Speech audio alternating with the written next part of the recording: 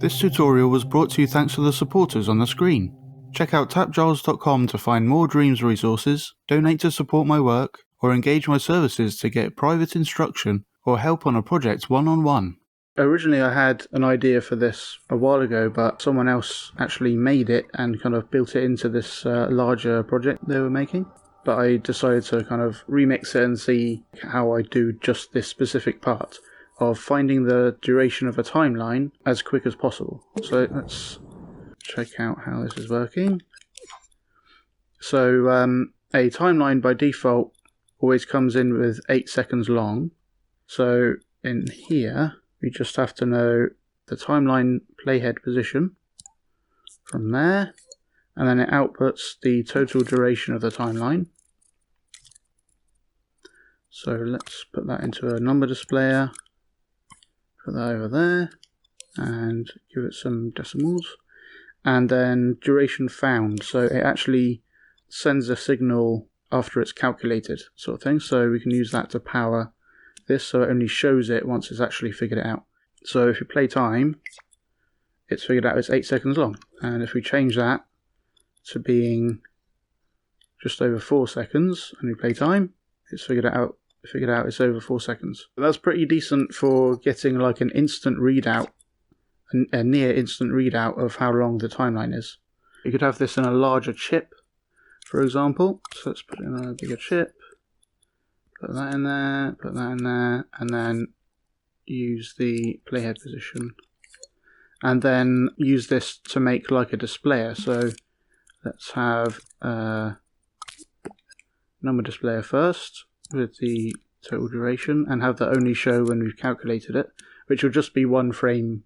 It will just take 1 frame, but still you don't want it to flash 0 and then change number, just to make it nice. And set that to being showing the time like that. And then because we know the total duration, we can actually use that same playhead position percentage to find the current time of the timeline.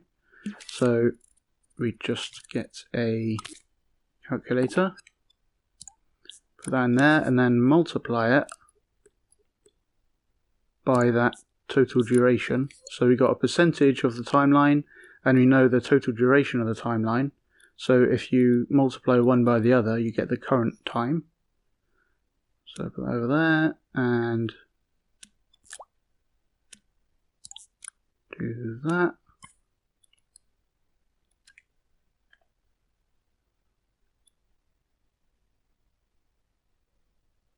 And now we've got a pretty accurate readout of the current and target duration of the timeline. So then you could put in another node into here, for example, and have any music you like outside this chip, wire it into playhead position, and now you'll get the full thing. And so if you just imported any music from the Dreamverse, Blob Ob is one of my favourites. Just wire the playhead position in there, and we instantly have a readout like it was on a stereo or something. And we can compare it to here. So 213, that's pretty accurate. And I think this loops, so even when it loops round to the start again, it's still accurately given that readout. And it's pretty cool. So how does this work? Well, let's try and remake it from scratch in a new microchip. So first we need an input for the playhead position, and I'll use like a test timeline here. Put the playhead position in. So this is the 8-minute timeline, 8-second timeline. So let's see what we get. So the basic idea is this playhead position. Let's see what that gives us in a number displayer. and get some decimals. So this is actually the percentage of the way through the timeline that we're currently at. So if I drag this, it will give us a different percentage. At the end it's 100%, which is 1. At the beginning it's 0, and that's 0%. So we're getting a percentage along here. So if we knew the percentage when it was at 1 second, for example, then we could figure out by a little bit of maths how long the total would be. So if we just use a timer that is 1 second long, and once we get to that, I think we'll just set this playback speed to 0, so that it kind of pauses this timeline. Once we get to that, so after 1 second it pauses, and we're at 0.117. So if we take that value, which is coming from here, and we do some maths on it, if we go 1 divided by that, let's see what that gives us. It gives us 8.571. So this accuracy will improve when we kind of finish it up. But that's the basic idea of waiting some period of time that we know, and then dividing that by this. So if we actually took that, for example, the current time,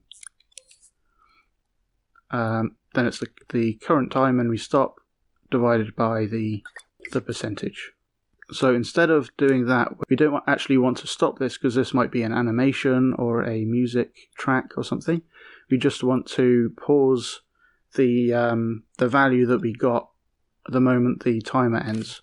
So if we use a signal manipulator and wire that in, just move these around, and we'll wire that in there.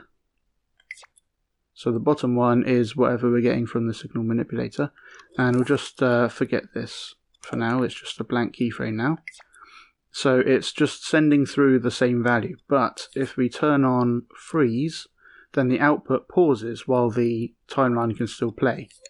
So you want the freeze output to not be on, and then when this finishes, we'll turn it on. Like that.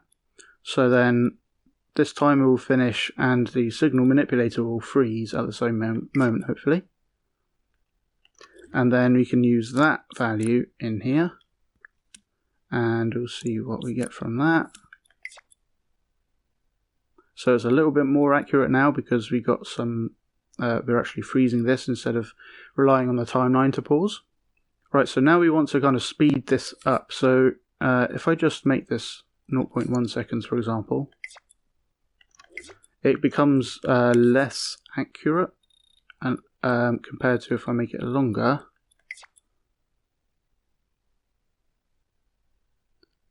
So it's getting more accurate because we're waiting a longer period of time. But if we use a timeline and make it really short, and I'll use L1 and right on the D-pad to kind of zoom in, then we start seeing these frames. So here's 1 second, and along here are 30 columns, which are logic frames, because logic runs at 30 frames per second in Dreams. So what if we do this the other way around? So instead of having it off right there, we'll have the freeze output being on, and then for some period of time, so let's just make this longer for now, for some period of time we'll turn this off, and we'll send a signal into here. I'm actually going to use this timer a little differently, so move this over here and put the current time into it. So if I set this timer to a different mode called speed mode, we can actually send it a signal to play it or pause it or rewind it by giving it a positive or 0 or negative value. So if I use just a simple switch, for example, when it's off, it's sending a 0 into the start timer, so it's not changing the value or anything. When it's on, it's sending a 1, so it's increasing at 1-to-1 speed. And if you gave it like a 0.5, it would be going half the speed. So with that same keyframe, we can turn on that switch. So for this amount of time, this timer is running, and for the same amount of time, this isn't frozen. And then at the same instant, the timer stops and this freezes, and we get out the value that we want. Oh, it's using this timer. So we want to use this speed timer.